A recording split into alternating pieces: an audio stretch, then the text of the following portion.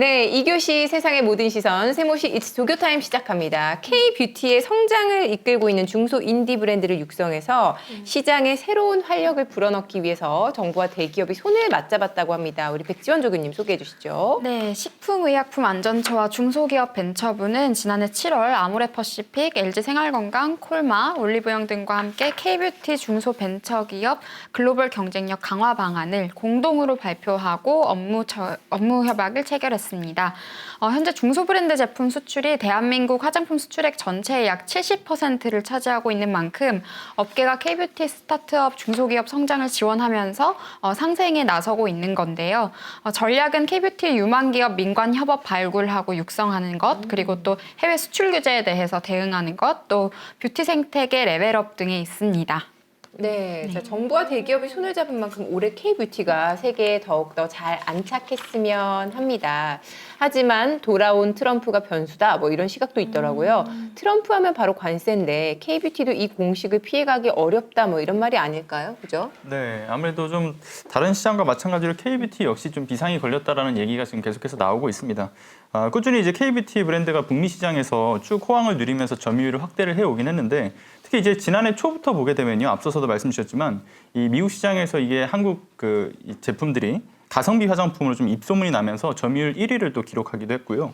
시장 규모로도 보게 되면 이 식약처에서 작년 3분기 국내 화장품 수출액을 이제 분석해서 발표한 결과 중국이 20억 2천만 달러로 1위를 기록을 했고요. 네. 그리고 이어서 미국 시장이 2위로 14억 3천만 달러로 뒤쫓고 있는 지표를 발표를 했었죠. 특히나 이제 미국의 경우에는 전년 동기 대비 수출액이 38.6%가 이제 늘어나면서 가장 큰 증가율을 기록을 했다는 점입니다.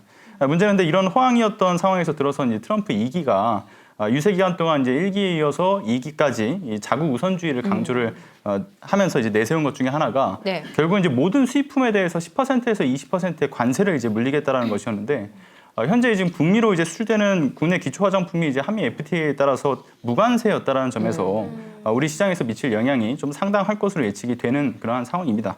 그래서 이제 트럼프가 당선되자마자 네. 우리 이제 국내 화장품 관련된 주식 시장이 이제 불안 심리로 좀 떨어지기도 했었죠. 그랬군요. 물론 뭐 퀄리티 측면에서도 이제 우리 화장품이 좀 우수하긴 합니다만 뭐 앞서 말씀드린 것처럼 아무래도 가성비 제품으로 좀 인식되어 있는 부분들이 크기 때문에 가격 경쟁력에서 좀 뒤처질 경우에 이게 K-뷰티 산업에 있어서의 좀 악재가 예견될 수밖에 없는 거죠. 그래서 이제 트럼프 2기 관세 정책으로 인해서 보면은 이제 우리나라 국내 수출 시장의 60조 원 이상이 또 하락할 수 있다는 전망이 나오는 만큼 네. 각종 산업은 물론이고요. 역시 적지 않은 K-뷰티 산업의 어떤 규모를 생각했을 때 이 분야 역시 우리가 좀 철저히 대비하는 것이 필요하다. 이런 말씀 드리고 싶습니다. 업계분들이 많이 긴장을 좀 하실 것 같다는 생각이 듭니다. 또 이 와중에 K-브랜드 짝퉁이 활개를 친다고 들었는데요. 어떤 상황인가요? 네, 사실 지금 우리나라 뭐 화장품뿐만이 아니라 대부분의 위조 상품은 중국이 가장 극성을 부리고 있는데 실제로 네. K-뷰티 관련해서도 중국이 만 건이 넘었습니다. 1,800건으로 과반 이상 가장 높은 비중을 차지했고 또 네. 인도네시아 3,550건, 뭐 태국 2,900건, 뭐 베트남 1,900여 건 정도 이렇게 동남아시아 국가들에서도 나타나고 있는데요. 근데 실제로 중국 분들이 우리나라에 와서 이제 중국 사람들이 우리나라에 와서 우리나라 화장품을 사가는 게 본인들 나라에 이제 말씀드린 아까 마스크팩이나 이런 게 짝퉁이 있는데 본인들이 또 짝퉁이 싫어서 한국에 와서 또 사가요. 네, 그렇게 하다 보니까 정말 그래서 수출 규모가 큰 게 사실이고, 네. 트럼프 관련해서 이제 염려를 하셨는데 FTA 협약에 들어가 있는 산업 항목에 대해서는 크게 저는 조정은 있을 것 같지는 않습니다. 어느 정도 그 관세에 대해서 그냥 이제 포괄적으로 이야기했던 거는 공약적인 측면이긴 한데 그냥 일종의 포퓰리즘이었다라고 보고는 있고 앞으로 그런 부분은 협상으로 풀어나가면 될 것 같고요.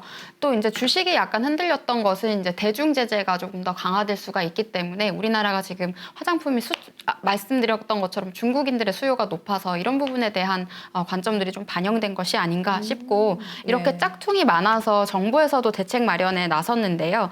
지금 특허청이 미국, 유럽, 중국, 동남아 등 114국에 대해서 온라인 플랫폼을 대상으로 우리나라 상품 위조 상품이나 뭐 상표 무단 선점 행위 같은 것들을 모니터링해서 이제 국내 기업에 직접 또 알려주고 뭐 게시물을 차단한다든지 관련 소송도 지원을 하고 있습니다.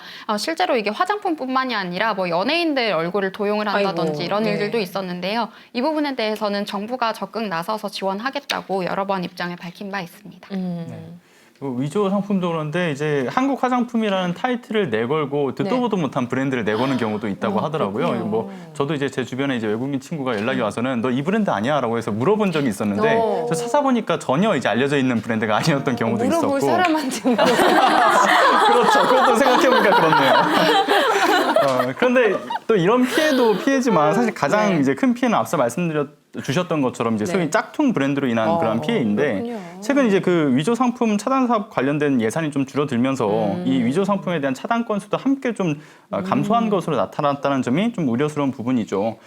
위조 상품 차단 사업이 이제 국내 브랜드의 경쟁력 강화라든가 또는 해외 판로 확충을 위해서 2020년부터 한시 사업으로 시작을 했었는데 23년부터는 결국 본 사업으로 좀 전환이 됐습니다.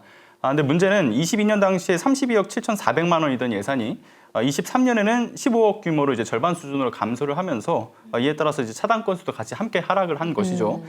K브랜드 상표 보호와 이제 경쟁력 강화를 위한 충분한 재정적 지원이라든가 인력 보강 등의 대응 방안을 좀 적극적으로 마련하는 것이 필요한 시기인 만큼 이에 대한 정부와 또 국회 차원에서의 좀 노력이 지속적으로 좀 필요하다 이런 말씀 좀 드리고 싶습니다.